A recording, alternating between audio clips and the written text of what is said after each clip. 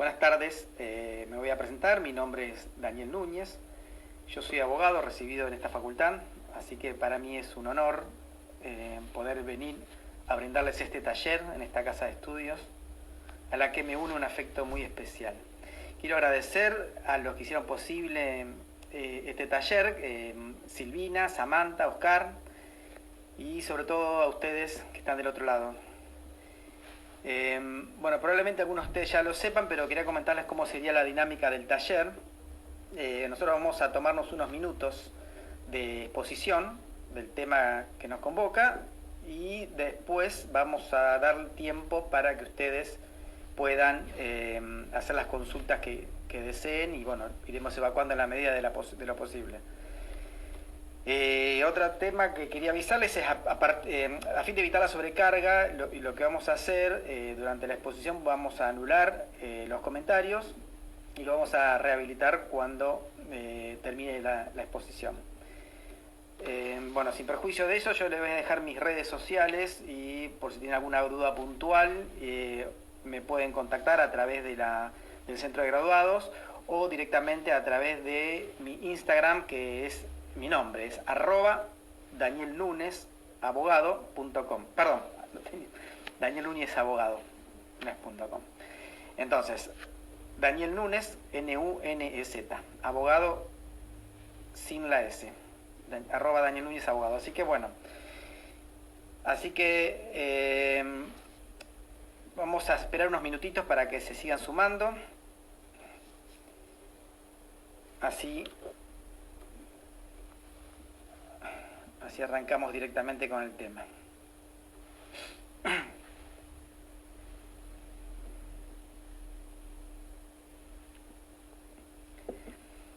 El tema que nos trae hoy es la ejecución de sentencia en materia laboral y civil, y vamos a hacer referencias a las disposiciones nacionales, digamos, de la CABA y de la provincia de Buenos Aires. Hay algunas diferencias, no son demasiadas, pero bueno, puntualmente vamos a ir nombrando y así tenemos en cuenta los dos regímenes.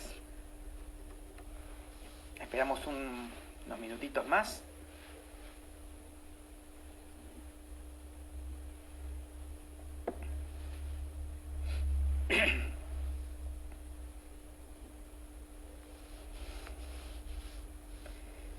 Bueno, vamos a comenzar. Bueno, como dijimos, vamos a tratar dos regímenes y básicamente vamos a analizar 4 leyes. Es el Código Procesal Civil y Comercial de la Nación, el Código Procesal y Civil y Comercial de la Provincia de Buenos Aires, la Ley 18345, que es la de procedimientos laboral en CABA, y la Ley 11653, que es la procesal de Provincia de Buenos Aires. La Ley 15.057 de Provincia de Buenos Aires derogó el régimen de la 11683, pero hay una acordada de la Suprema Corte del año pasado que suspendió la aplicación, ya tendría que estar en funcionamiento esta nueva ley, pero bueno, que crea las cámaras laborales con el sistema similar al de la capital federal, pero como todavía no fueron creadas las cámaras, la Suprema Corte estableció que iban a suspender su aplicación, salvo en el caso de las apelaciones, en materia de comisiones médicas jurisdiccionales y centrales. Así que bueno, ya tenemos la legislación.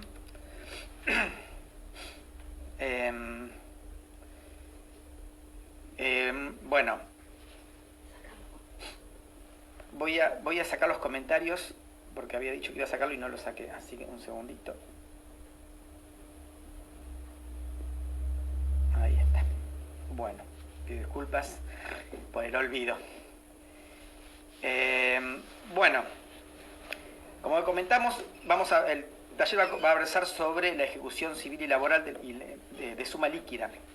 Y tomamos como base el procedimiento laboral en Capital Federal y a partir de ahí vamos a analizar el instituto y cómo se diferencia en las otras jurisdicciones o en la temática civil. Vamos a hablar también de dar sumas de dinero, porque hay condenas a hacer, a escriturar, a no hacer, a entregar cosas. O sea, es infinita la variedad de condenas, pero por el escueto margen de este taller, que dura 1 hora, se nos hace prácticamente imposible tratar todos los temas. Así que nos vamos a centrar específicamente en la obligación, en la condena de dar sumas de dinero, ya sea por un despido laboral, ya sea por un incumplimiento contractual. Así que, bueno, vamos a ir viendo. Yo me tomé algunos apuntes, me hice algunos machetitos para no olvidarme ningún tema. Pues bien, finalmente tenemos una sentencia después de un largo derrotero, y acá necesitamos ejecutarla, que es en definitiva lo que nuestro cliente está ansioso, ¿no? Hay cosas que tenemos que tener en cuenta antes de iniciar la ejecución de una sentencia. Estamos hablando de primera instancia, o un tribunal en el caso laboral de Provincia de Buenos Aires, como vamos a hablar en un ratito. El primer tema que tenemos que tener en cuenta es la inapelabilidad. Nosotros tenemos sentencia de primera instancia y va a estar firme en la medida que sea inapelable esa sentencia, porque probablemente una de las dos partes va a apelar a la Cámara si considera que no se le reconocieron los derechos o no se le dio el total de las peticiones. Así que muy probablemente va a llegar a Cámara, salvo que la sentencia sea inapelable. ¿Cuándo es inapelable?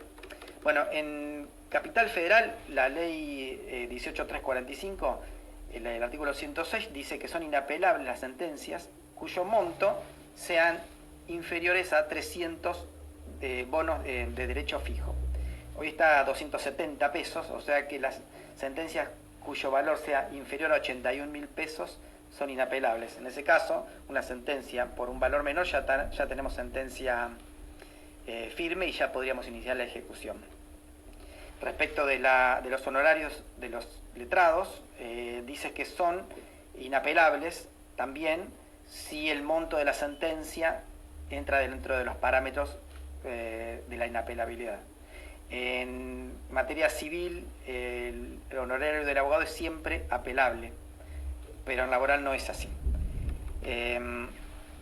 Hay una excepción a esta norma general de inapelabilidad, por más que la sentencia sea de un valor inferior, y es cuando hay una disposición, una resolución anterior de la Cámara o de algún otro juzgado de primera instancia que falló en otro sentido, pero para que sea viable esta excepción hay que nombrar precisamente en forma clara cuál es la jurisprudencia a la que nos referimos.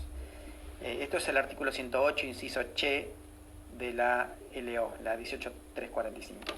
En Provincia de Buenos Aires, el artículo 63 de la ley 11653 nos remite al Código Procesal Civil y Comercial, cuyo artículo 278 nos habla de la materia que es inapelable, de la sentencia inapelable. ¿Cuándo es inapelable una sentencia? Cuando el monto que se reclama es inferior a 500 ius, que hoy está a 1.278. IUS arancelario, no IUS previsional. El IUS arancelario son 1.278 pesos, o sea que todas las sentencias cuyo monto sea inferior a 639.000 son inapelables.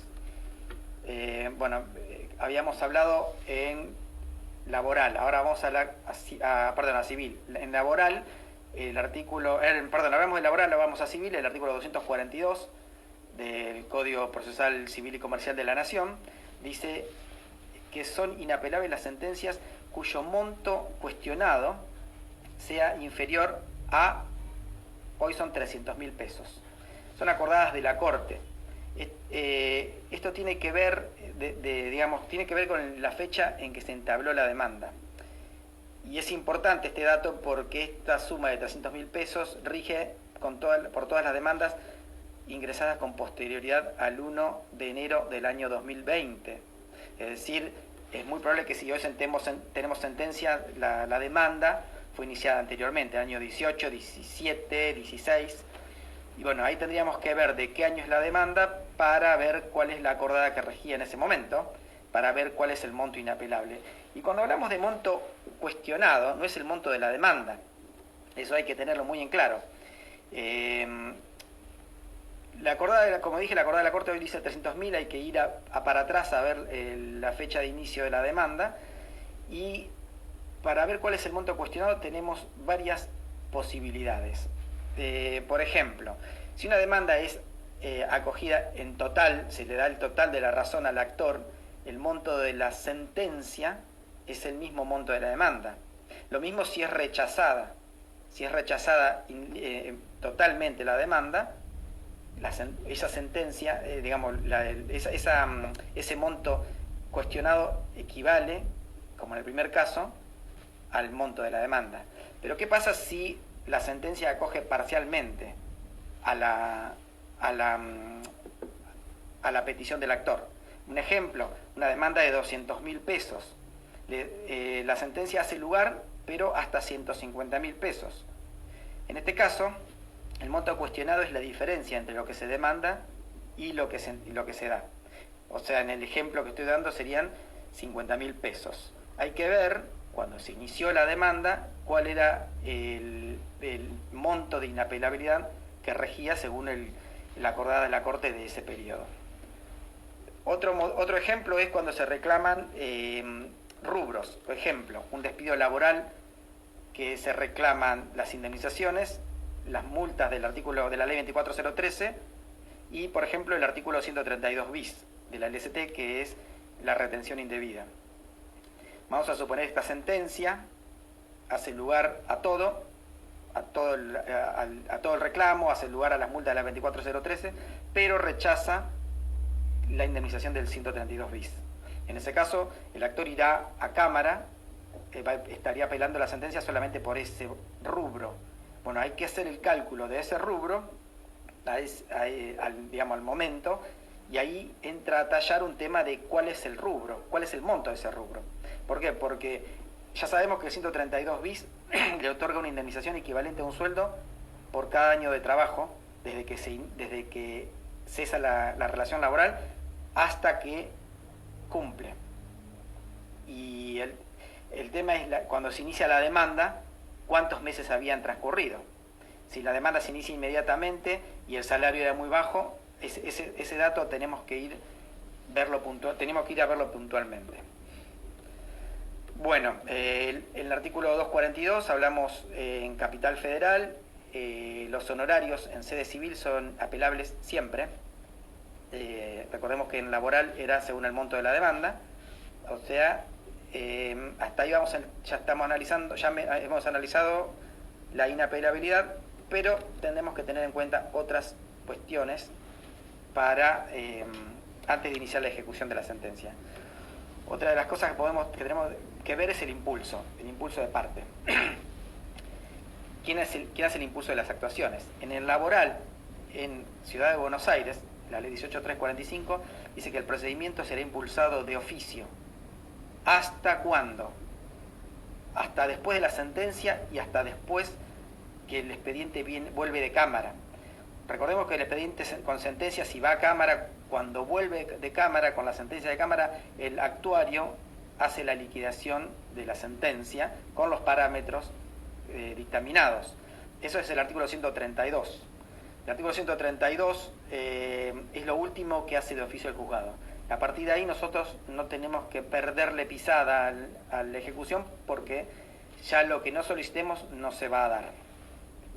En laboral de provincia de Buenos Aires es distinto, porque dice la ley, el procedimiento podrá ser impulsado por las partes, por el tribunal o por el Ministerio Público.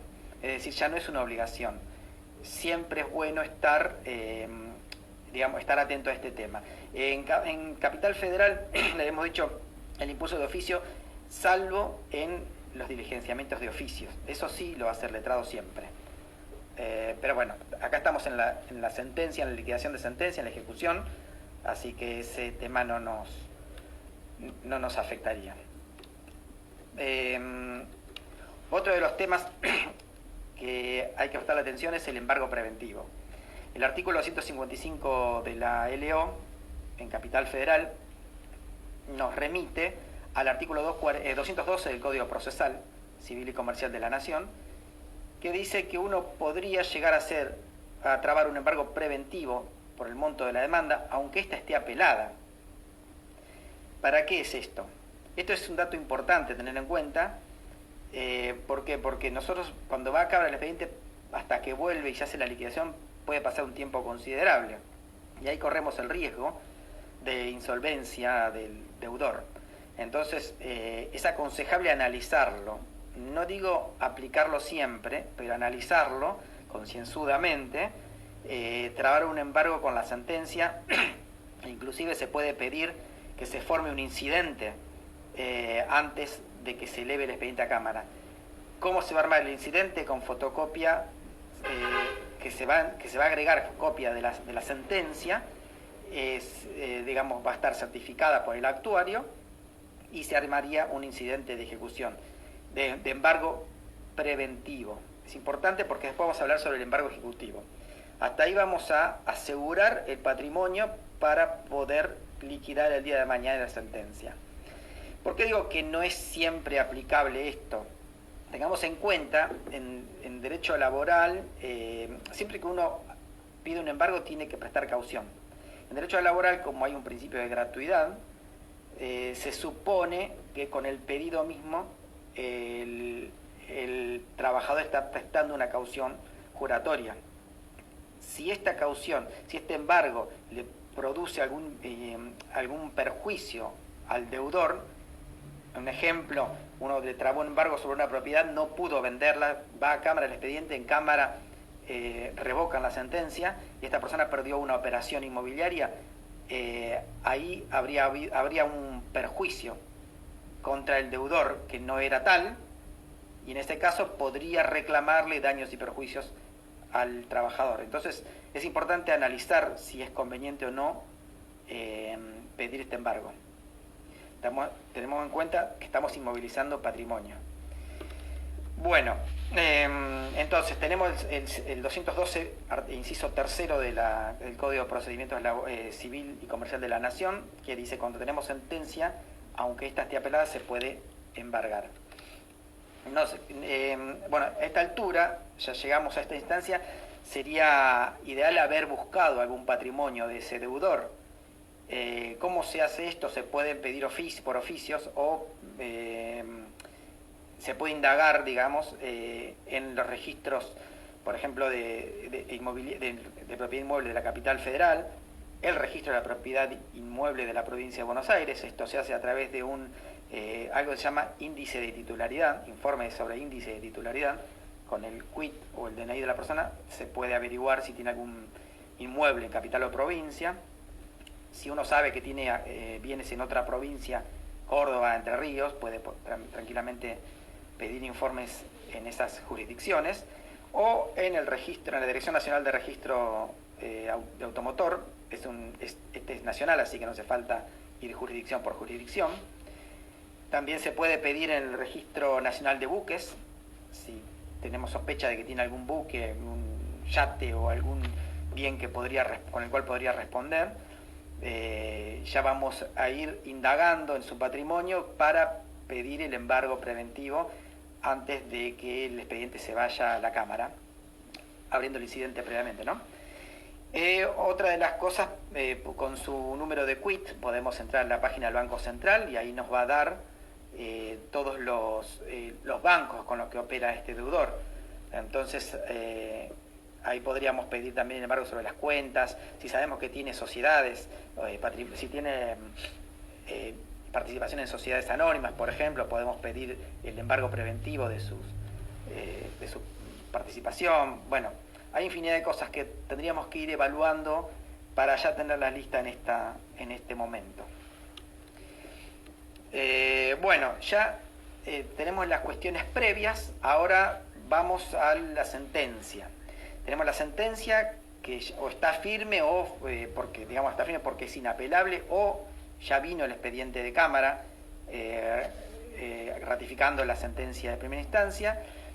El actuario hace la liquidación del artículo 132, estamos hablando de la LO en Capital Federal, de la 18345. A veces hay juzgados que están con mucha sobrecarga, entonces probablemente se demoren un tiempo en hacer esta liquidación.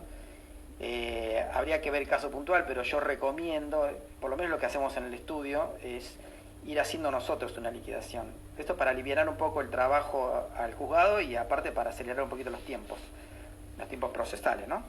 Si nosotros hacemos la liquidación, obviamente se va a correr traslado a la contraria, o si lo hace el actuario. Cuando el actuario lo hace, le corre traslado a la condenada, a todas las partes obviamente, para que hagan sus observaciones, y le practica la liquidación, le corre traslado para que en el plazo de 5 días haga la observación que tenga que hacer. Si está impugnándola, recordemos que no alcanza con impugnarla, sino que tiene que impugnar esa liquidación y hacer la que considere correcta, porque si no se va a rechazar la impugnación.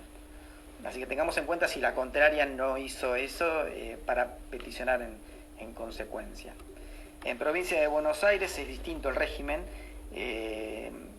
Tengamos en cuenta que en provincia de Buenos Aires es un tribunal colegiado. Tribunal colegiado, no hay cámara hoy todavía, por eso es que está vigente todavía la 11653, y se podría ir a la Suprema Corte en el caso de inaplicabilidad de la ley. Pero en este caso, el artículo 48 de la 11653 dice que el actuario va a practicar la liquidación del 132 en capital, ¿no? Y va a correr traslado a las partes para que hagan sus observaciones. El condenado puede plantear excepciones, tiene 5 días para hacerlo. Vamos a suponer la excepción de pago, la excepción de quita, puede plantear cualquiera de las excepciones del código, y de esa excepción se le va a correr traslado al ejecutante, al actor, para que en el plazo de 3 días manifieste lo que considere. Si no hay observación del ejecutado, esta liquidación queda firme, y entonces si no la abona, ahí empieza la otra etapa. Un dato a tener en cuenta, que en provincia de Buenos Aires, si alguien, si digamos el condenado plantea un recurso extraordinario por inaplicabilidad de la ley, para que se lo concedan, con el escrito de presentación, tiene que haber realizado el depósito previo del capital, de los intereses y de las costas, salvo los del letrado de la parte que está impugnando. Eso es el artículo 56. Es decir, si el ejecutado no hace ese depósito en el Banco Provincia de reserva, que es el embargo preventivo que hablamos recién de Capital Federal, se le va a rechazar el recurso, entonces esa sentencia quedaría firme. Este último requisito del embargo, digamos, de la caución, de caucionar ese dinero, no es exigible en caso de concurso o quiebra del deudor. Muy bien. Entonces, si el deudor inició el concurso y hay sentencia de concurso, o sea, ya hay sentencia, o hay quiebra, ya fue declarada la quiebra, debemos continuar la ejecución en el juicio universal. Ya no podemos seguir por esta vía de la cual estamos hablando hoy. Como esto tiene sus particularidades, digamos, acreditar, hay una serie de requisitos, pedir copia certificada de la liquidación, de la sentencia y demás, para presentarse en el juicio universal, y tiene sus particularidades y excede el marco de este taller, así que eso probablemente sea tema de otro taller. Hoy por ahora lo vamos a dejar de lado y vamos a seguir con una ejecución común y corriente, digamos. Bueno, ¿qué pasa en Cava? Vamos a suponer que ya trabamos un embargo preventivo en Cava. En este caso tendríamos que presentar un escrito pidiendo que ese preventivo se convierta en ejecutivo. Si no habíamos trabado embargo, directamente pedimos la traba del embargo ejecutivo. ¿Por qué monto? Por el capital, los intereses y las costas, o sea, los honorarios del letrado también. Las costas, cuando hablo de las costas hablo del letrado porque yo no voy a trabar embargos sobre los honorarios del perito, por ejemplo. Eso sería un interés de él, una carga de él. Así que bueno,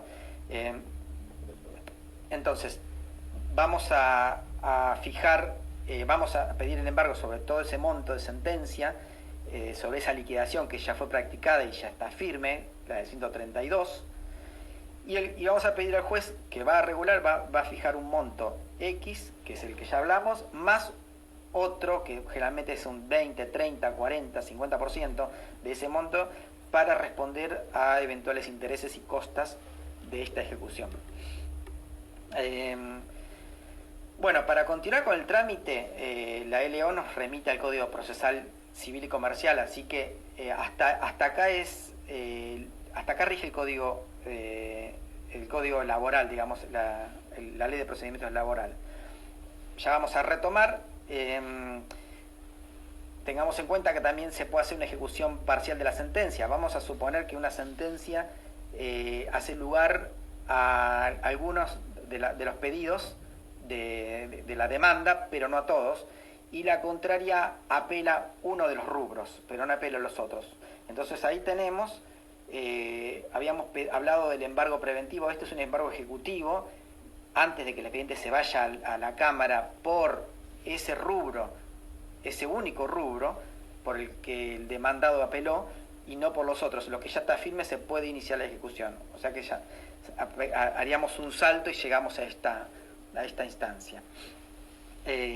Para eso, como dijimos anteriormente, tenemos que tener un testimonio de la sentencia y iniciar se inicia por incidente de ejecución.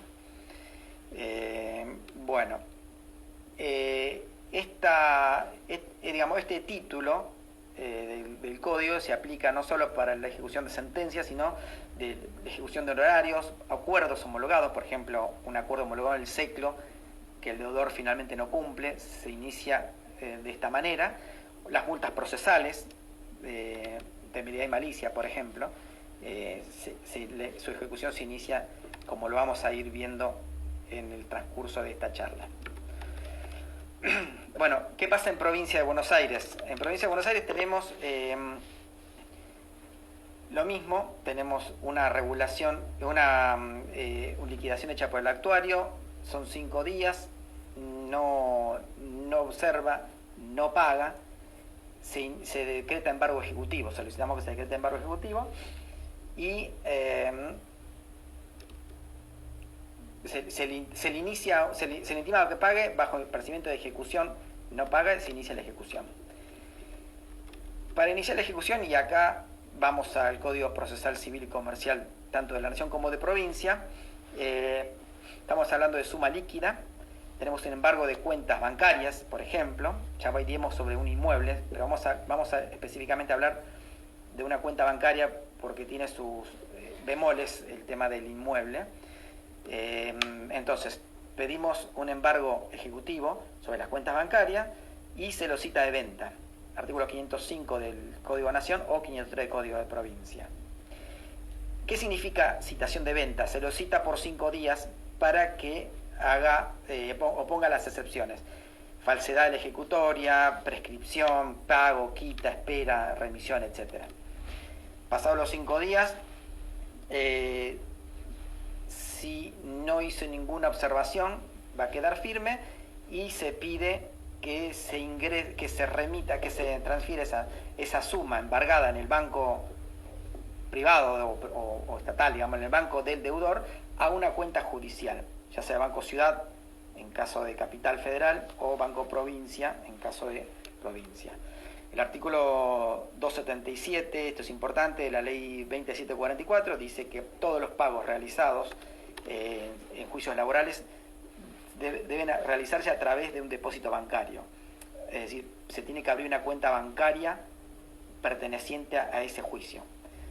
Entonces, la transferencia va a ser de la cuenta del deudor a la cuenta judicial y después de la cuenta judicial a la cuenta particular del trabajador.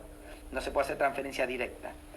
Ahora, con el tema de la pandemia, hay juzgados a nosotros nos ha pasado, donde como excepción se ha autorizado la transferencia directa con la carga de los letrados de ambas partes de acreditar la efectiva transferencia de las sumas a las cuentas del trabajador. Bueno, tenemos entonces el escrito del trabajador, tenemos el depósito en la cuenta judicial y pedimos la transferencia. Es importante haber acreditado en el expediente a esta altura el CBU del trabajador. Tiene que ser una cuenta privada, particular del trabajador. No puede ser una cuenta de un tercero. Si el trabajador no tiene cuentas bancarias porque no está bancarizado, el Banco Ciudad o el Banco Provincia le va a abrir una cuenta gratuita que sirve a estos efectos. No hay otra manera. No puede hacer en la cuenta de un familiar, de un amigo. No hay posibilidad.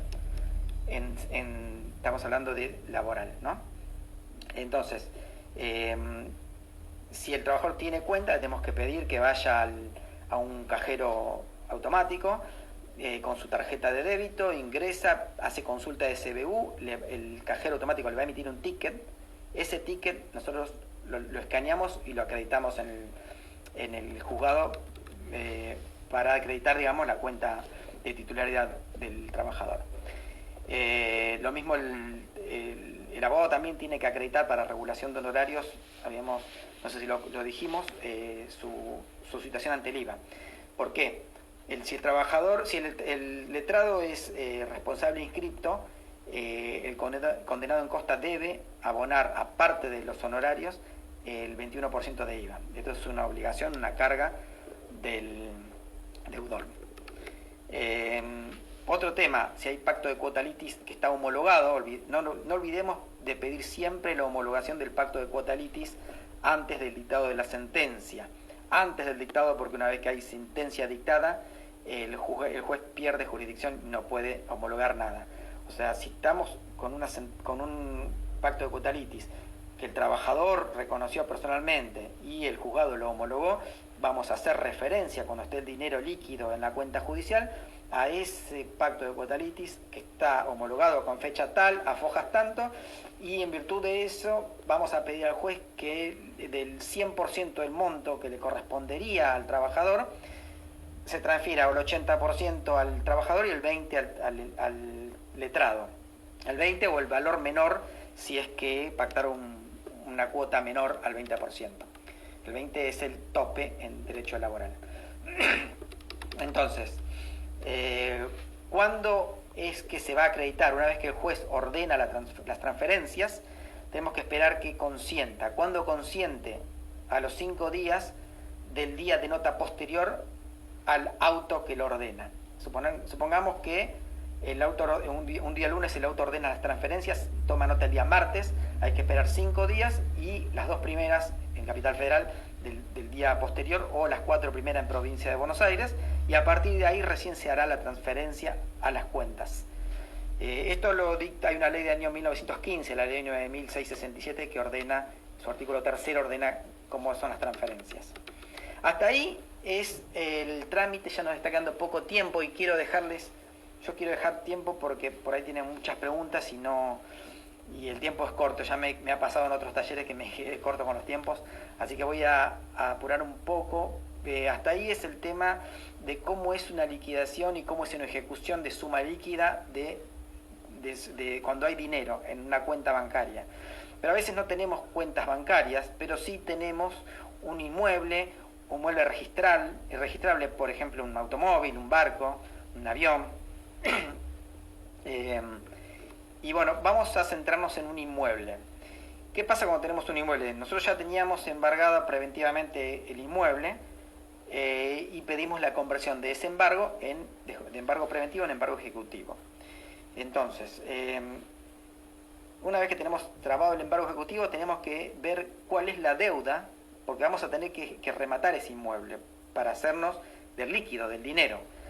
Entonces, antes de designar martilleros, tenemos que saber cuál es la deuda que tiene el inmueble. Puede tener deuda con AISA, con rentas, si es un inmueble bajo régimen de propiedad horizontal, puede llegar a tener deudas de expensas, Bueno, todos estos datos son importantes porque la persona que quiere comprar en un remate un inmueble quiere saber cuál es la deuda para evaluar si es conveniente o no. Entonces, tenemos que liberar oficios. ¿A dónde? A AISA, a la Dirección de Renta de la ciudad o en provincia de Buenos Aires, a fin de que estos organismos informen si hay deuda y que diga cuál es la deuda y a qué periodos corresponde. Después, si está bajo el régimen de propiedad horizontal, tendríamos que oficiar al edificio. ¿A dónde? Al domicilio de la administración del consorcio. Al registro de la propiedad inmueble de la capital federal o de la provincia de Buenos Aires, tenemos que pedir informes de dominio, porque tenemos que ver que el dominio no tenga algún impedimento, que no tenga algún usufructo. Si el inmueble tiene un usufructo, el valor ya es distinto. Régimen, tanto de capital o de provincia, ¿no? Y aparte un informe de inhibiciones del titular. Es importante este tema porque si el titular está inhibido por alguna deuda y hay que ver qué tipo de deuda, hay que citar a los acreedores de ese deudor. Entonces, otro de los temas paralelamente a estos informes, ya va quedando poco tiempo y quiero dejarles lugar para las preguntas.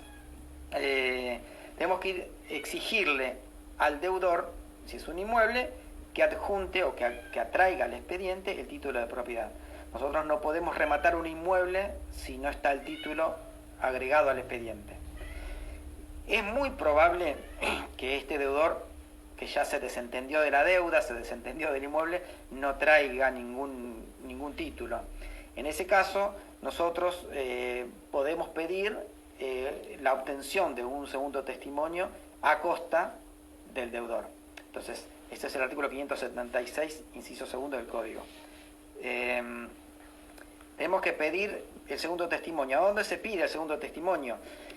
Al archivo de protocolos notariales del Colegio de Escribanos de capital o de provincia, o al escribano que intervino en la operación. Tengamos en cuenta que los protocolos están en resguardo del escribano durante un periodo. En capital federal generalmente son 5 años, 6 años. Más no, después lo envían a ese protocolo al archivo de protocolos, que está en la calle Alsina, en Capital Federal. Si es de provincia, lo mandan a La Plata. En La Plata, en provincia de Buenos Aires, generalmente los escribanos lo tienen durante más tiempo, así que sería ideal del informe del informe de dominio que nos va a dar el registro de propiedad, deben a surgir los datos catastrales y los datos de matrícula y los datos del escribano que intervino. Entonces, a través del colegio de escribano vamos a buscar los datos, el teléfono de ese escribano, vamos a llamar y vamos a preguntarle si el protocolo está en su poder o no. ¿Por qué? Porque el juez nos va a ordenar el libramiento y nosotros tenemos que saber a dónde lo vamos a diligenciar. Bueno, perdón, un problema doméstico. Bueno, entonces tenemos el escribano o el archivo de protocolos que nos trajo el segundo testimonio. El segundo testimonio no se lo van a dar a la parte, no se lo van a dar el escribano, lo van a mandar directamente al juzgado. Una vez que nosotros acreditamos en el juzgado, vemos que el segundo testimonio está en el juzgado, tenemos que solicitar al juez que libre un oficio al registro de la propiedad inmueble, de capital o de provincia. ¿Para qué es esto? Para que lo planche. Planchar significa agregar una plancheta, una inscripción. Este segundo testimonio, tengamos en cuenta que vamos a pedir el desglose del título del segundo testimonio que está agregado en el expediente. Pedimos un desglose porque tiene que ser acompañado ese segundo testimonio al oficio que vamos a diligenciar para que sea inscripto. Una vez que está inscripto en el registro respectivo, recién ahí tiene validez de título. Y el título original, que probablemente todavía esté en poder del deudor, ya no va a tener validez. Es ese segundo testimonio planchado el que va a ser válido para el remate, digamos, para el subasta del inmueble. Entonces, tenemos el segundo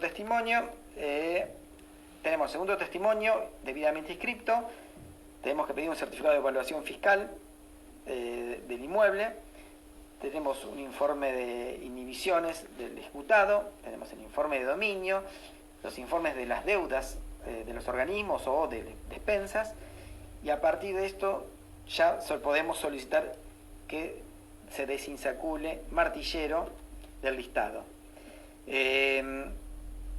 Un dato importante, tanto los informes de dominio como de inhibiciones tienen vencimiento, son 60 días, así que yo diría que tengamos primero toda la información que necesitamos antes de pedir los informes, porque pasa a veces que tenemos el informe inmediatamente y los otros organismos no están contestando, cuando contestan pasaron 60 días y ya hay que pedir un nuevo informe porque está vencido el que ya teníamos.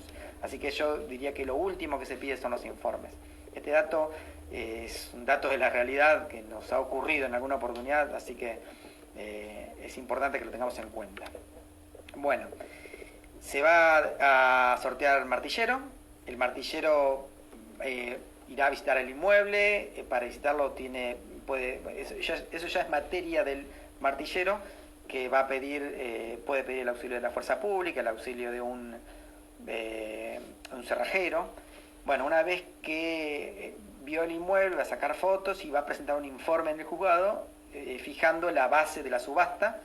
Una vez que la base está firme, porque corren traslado a las partes, a ver si están de acuerdo con la base, y ahí va a fijar fecha y lugar del remate. Realizada la subasta, se va a acreditar el monto de la venta del inmueble. Hay un informe, después el informe que va a presentar el martillero, también se le va a correr traslado a las partes para que informen si tienen alguna observación para realizar. Una vez que esté firme esto, digamos, el dinero ya va a estar transferido a la cuenta judicial perteneciente a ese expediente específico, y bueno, y sigue el trámite que ya hemos dicho. Recordemos, una vez que está el dinero, hay que citar de venta por 5 días a la contraria para que ponga las excepciones. Es decir, si ya hubo un pago, una quita, una espera, o la excepción que considere. Entonces, una vez que pasaron estos 5 días, recién ahí se puede pedir la transferencia a las cuentas del trabajador y del letrado, y una vez que está firme, que está consentida, los 5 días, más las 2 primeras o las 4 primeras, recién ahí se hace la transferencia a las distintas cuentas particulares. Así que bueno, medianamente esto es el trámite. Voy a habilitar los comentarios, las preguntas, activar comentarios, así. Mi mail de contactos, dnunes@dnabogados.com, o si no en Instagram,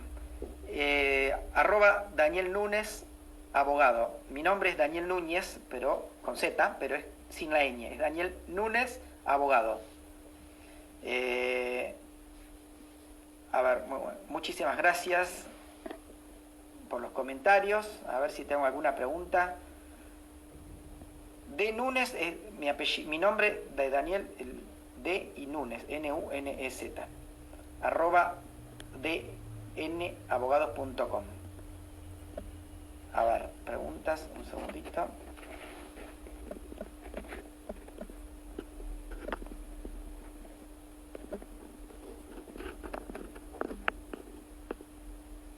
A ver.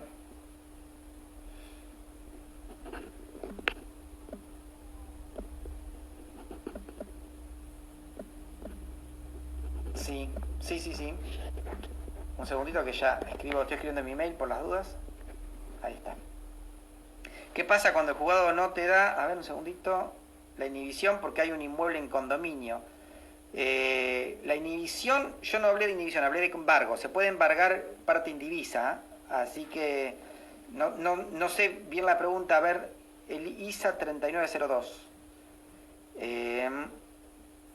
No entendí bien la pregunta. Inhibición yo no hablé, yo hablé de embargo. Y el embargo se puede pedir sobre parte indivisa, si es condominio. Cuando tengo que pedir Hay otra forma, sí, acá me preguntan, tengo a pedir embargo sobre un surtidor en una estación de servicio. Sí, en este caso se puede pedir, hay otras posibilidades, yo hablé de embargo, pero se puede pedir un interventor recaudador, por ejemplo. Pasa que son tantas las posibilidades que, bueno, me enfoqué en una. En el caso de surtidor o estación de servicio se puede pedir un interventor. Si no hay bienes y solo tenemos los de la casa particular, bueno, hay que ver si la casa particular, si es de capital o de provincia, y también si está constituido como bien de familia. Si está constituido como bien de familia, hay que ver si la constitución del bien de familia es anterior o posterior. ¿A qué? En el caso del trabajador, al ingreso del trabajador. ¿Por qué? Porque nosotros estamos ejecutando una sentencia laboral y esta sentencia laboral está relacionada con una relación de trabajo. Entonces, ¿cuándo se inicia la relación de trabajo? ¿Cuándo se inicia? Cuando el trabajador ingresó a trabajar, no cuando lo despide. O sea, para que el bien que, digamos, que está como bien de familia esté cubierto de esta sentencia, tiene que haber sido constituido como bien de familia antes de que el trabajador haya ingresado a trabajar. A ver qué otra cosa. No sé si quedó clara la explicación. Acá me pregunta Noelia, sí, cuando es bien de familia ya lo contesté, no sé si quedó clara la explicación. Bueno, gracias por los comentarios. La clase va a quedar grabada, así que me están preguntando, se perdieron la exposición, va a quedar grabada cuando se finalice la charla, la vamos a subir, así que la pueden consultar en cualquier momento. Consulta si no hay bienes, solo tenemos la casa particular, ya lo contesté. ¿Qué pasa cuando el juzgado de esto ya está? ¿Cuánto suele demorar una subasta de un inmueble? Acá depende de muchos factores, yo no me animo a hablar de plazos. ¿Por qué? Porque depende de los plazos procesales, depende de la carga del juzgado. Puede demorar unos meses. Tengamos en cuenta que el rematador, el martillero, tiene que ir a visitar el inmueble. ¿Qué pasa si el inmueble no le abren la puerta? Tiene que presentar un escrito en el juzgado diciendo que no le abren la puerta, autorización para ir con la fuerza pública, con un martillero. ¿Qué pasa si esta persona cuando va, por ejemplo, está con algún impedimento? O sea, son cosas que no se pueden prever, digamos. Después, si lo hace, si va todo allanado, digamos, tiene que solicitar al juzgado una fecha. Primero le corre traslado a las partes de la liquidación o de la base de la subasta. Si hay alguna oposición, se va a hacer un incidente sobre ese monto, a ver cuál es la base de la subasta. El juez va a tener que dictar una resolución, a ver si está de acuerdo o no de acuerdo, cuál de las partes tiene razón en el caso de oposición. O sea, hay muchísimas variables, es imposible fijar un plazo. Debería ser rápido, debería ser dos meses, pero debería ser, hay muchísimas variables.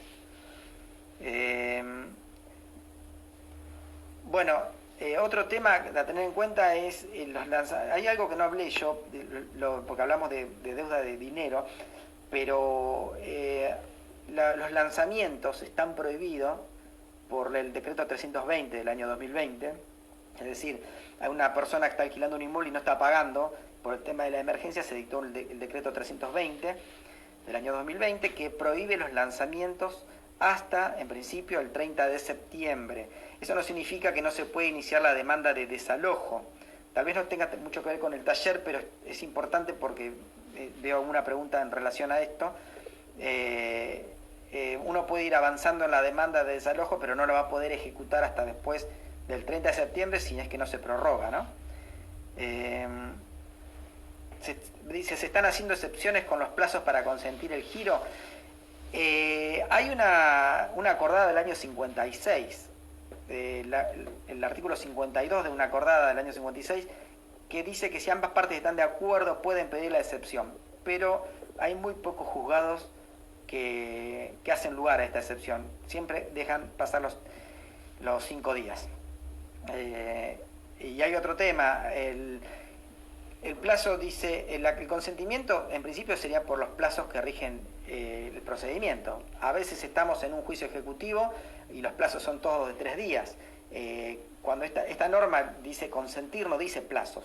Y en cambio el juez del lugar a veces dice 5 días porque sí, por costumbre. Aunque a veces si es un juicio ejecutivo deberían ser 3 días. Así que bueno, nada, generalmente se esperan los 5 días y las excepciones es muy raro que se haga excepción al plazo. Los jueces son reacios a hacer esa excepción. Ha habido casos, pero no son la mayoría. A ver, un segundito que tengo otra pregunta. ¿Sin bienes que pedir? Sí, si no hay bienes no queda otra opción que la quiebra. El tema con la quiebra es que hay que ver si va a haber bienes en la quiebra. Por ahí se queda, inicia un juicio comercial por una quiebra y al final termina no cobrando, trabajando el doble y no cobrando. Hay que ver. La quiebra no es recomendable, a veces apura a la contraria a pagar, pero hay que tener cuidado, hay que analizarlo con mucho cuidado. A veces tiene un acreedor más grande, digamos, y que se queda, o que ya está embargado, o que tiene un crédito hipotecario y a uno se queda sin cobrar nada. Así que también hay que tener cuidado. A ver, otra pregunta. Gracias, Macaya Andrea, por el comentario. Acá me preguntan, sí, la partición. En ese caso, sí, se puede pedir la partición. Primero hay que trabar embargo sobre parte indivisa, después se puede pedir la partición. Es cuestión de negociar después, ¿no? Porque después hay que ir al caso puntual. Ya está quedando poco tiempo.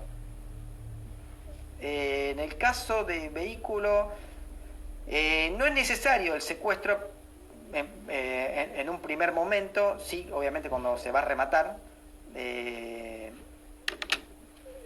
Sí, pero hay que hacer todo el camino, digamos, de pedir lo que hemos dicho, las deudas, si tiene deuda de patentes, si tiene deuda de infracciones, hay que pedir todos los oficios para saber la deuda que tiene el inmueble, el vehículo, perdón.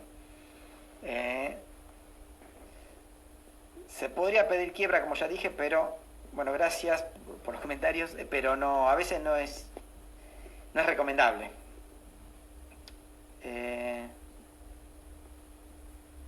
Se está por cortar la transmisión en cualquier momento. A ver cuántos minutos faltan. Falta poquito ya.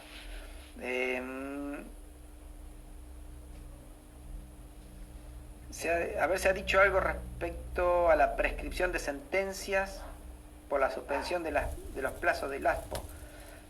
No hablamos de ese tema, pero la suspensión de los plazos son procesales. Si hay una prescripción que se está por cumplir, yo recomiendo iniciar. O igual ahora ya se reanudaron los plazos. Pero en el caso de si hubiéramos estado dentro de las ASPO, se podría iniciar una demanda, una ejecución para interrumpir. Y en ese caso han habido casos donde se ha aceptado, digamos, la apertura de la feria, en el caso puntual. Igual ahora ya, digamos, tiempo pasado, digamos, porque ya se habilitó la feria. A ver, ¿qué otra pregunta?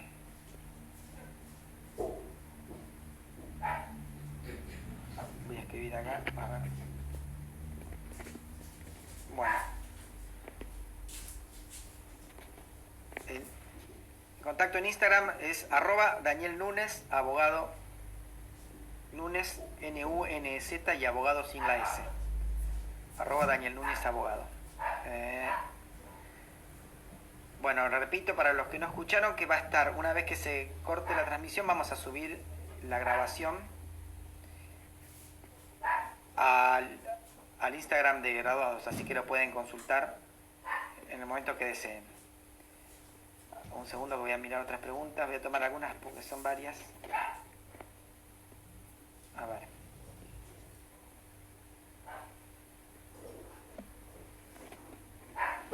Un segundito.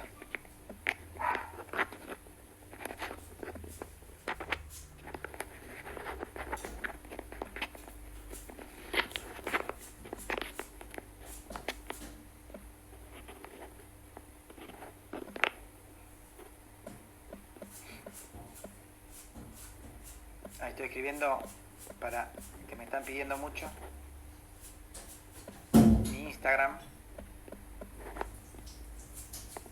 Ahí está. Se pueden secuestrar bienes muebles del domicilio del deudor.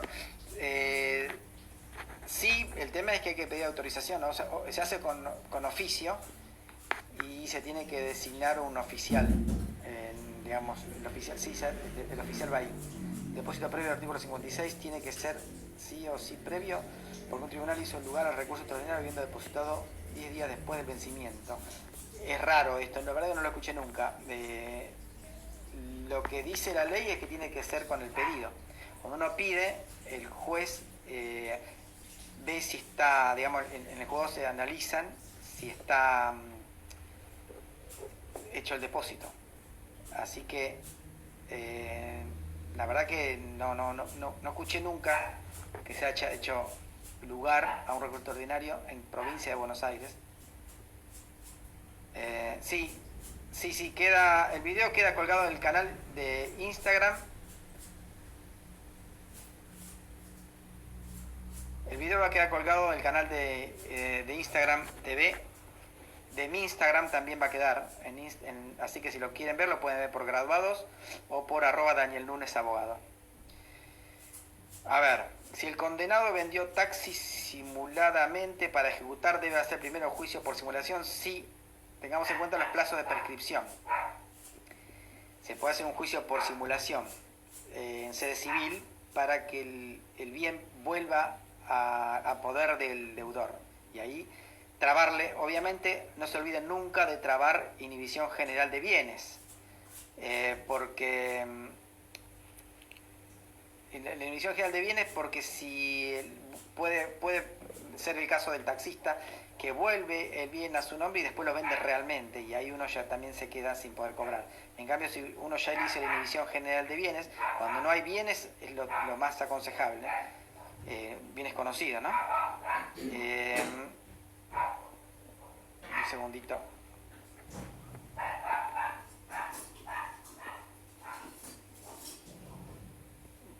Bueno, acá estoy viendo que un tribunal de San Isidro hizo lugar al recurso, pero el depósito fue posterior. Bueno, buen dato. ¿Qué bienes se pueden embargar de una entidad bancaria condenada en juicio? ¿Una entidad bancaria? ¿Qué bienes se pueden embargar de una entidad bancaria? Y las cuentas bancarias de la entidad bancaria. Generalmente los bancos tienen cuentas en otros bancos, no pueden tener cuentas en su propio banco. Así que entra a la página del Banco Central, www.bcra.gov.ar, y con el número de quit puede consultar en qué entidades bancarias tiene cuentas y le pide el embargo de esas cuentas. A ver qué dice, si el condenado vendió un taxi, eso ya está. Acuérdense que queda colgado el video en mi canal de IGTV, de mi Instagram, si lo quieren volver a consultar. ¿Y qué más? A ver.